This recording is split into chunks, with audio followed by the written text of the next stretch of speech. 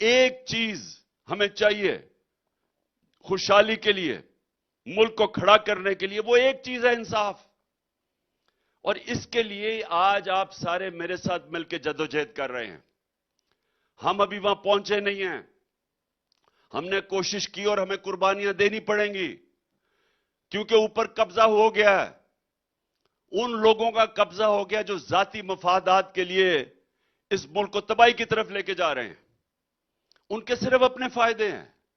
یہ دو جماعتوں کے ہیڈ ہیں صرف اپنے این آر او لینے کے لیے، کیونکہ 1100 ارب روپے کی ان ساروں نے چوری اپنی معاف کروائی ہے. اس چوری کو جو معاف کروایا ہے بچانے کے لیے کہ کہیں عمران خان نہ آ جائے، تو یہ الیکشنز ہی نہیں ہونے دے رہے. یہ آئین کو توڑنے کے لیے تیار ہیں.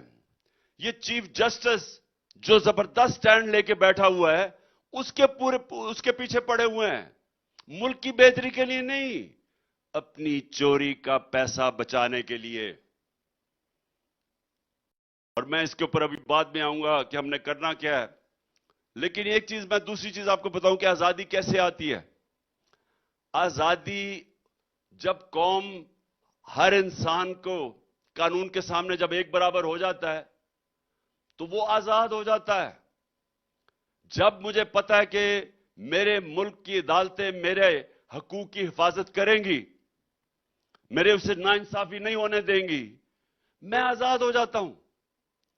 اس ملک کے اندر تھانہ کچہری کی پالیٹکس نہیں ہوتی. یہ تھانہ کچہری کی کیا پالیٹکس ہے؟ میں طاقتور ہوں، میں جا کے اپنے مخالفین کے خلاف جھوٹے کیسز کروا دیتا ہوں، میں ان کو تھانے میں چکر لگواتا ہوں، تھانے میں مارے پڑواتا ہوں. اس کو کوئی بچانے والا ہی کوئی نہیں ہے. میں ان کی زمینوں پہ قبضے کر لیتا ہوں. آج اگر میں غریب آدمی ہوں، میرے اوپر طاقتور میری زمین پہ قبضہ کر لے، میں تو 100 سال لگا لوں تو میں اپنا قبضہ نہیں چھڑا سکتا. تو میں کیا کروں گا؟ میں پھر کسی طاقتور ڈاکو کو ڈھونڈوں گا جو میری زمین چھڑا سکے، کیونکہ انصاف کا نظام تو مجھے نہیں بچائے گا.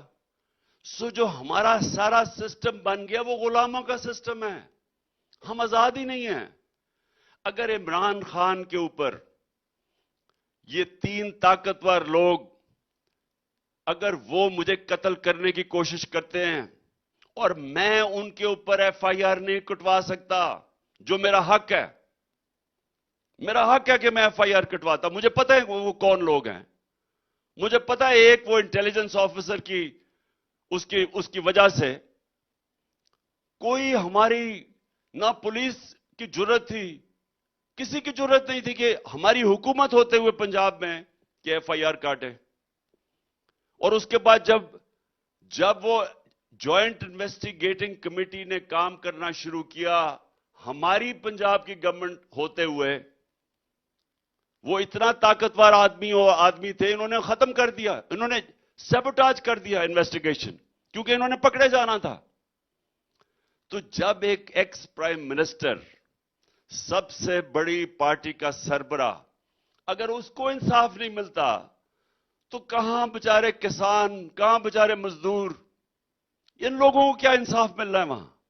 تو پھر یہ غلام بن جاتے ہیں.